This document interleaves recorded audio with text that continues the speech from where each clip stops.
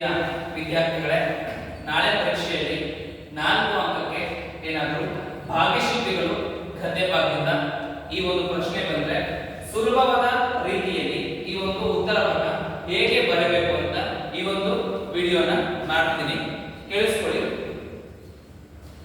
ವಿಶ್ವೇಶ್ವರಯ್ಯ ಅವರು ಮೈಸೂರು ದಿವಾನರಾಗಿ ಸಲ್ಲಿಸಿದ ಸೇವೆಯನ್ನ ಕುರಿತು ಬರೆಯಿರಿ ಅಂತ ಪ್ರಶ್ನೆ ಬಂತು ಅಂದ್ರೆ ತುಂಬಾ ಸುಲಭವಾಗಿ ಪಾಯಿಂಟ್ ವೈಸ್ ಬರ್ತೀನಿ. ನೀವು ಪರೀಕ್ಷೆಯಲ್ಲಿ ಪಾಯಿಂಟ್ ವೈಸ್ ಬರೆದ್ರೆ ಅಂಕಗಳು ಸಹ ಸಿಗುತ್ತೆ. ನೀವು ಸ್ಲೋ ಲರ್ನರ್ಸ್ ಗೆ ನಮ್ಗೆ ಅತ್ಯುತ್ತಮವಾಗಿರತಕ್ಕಂತ ಅಂಕ ಬೇಕು ಅಂದ್ರೆ ವಾಕ್ಯ ರೂಪದಲ್ಲಿ ಇದಕ್ಕೆ ನೀವು ಸ್ವಲ್ಪ ಆನ್ಸರ್ ಅನ್ನು ಬರೆದು ಹೋಗಿ.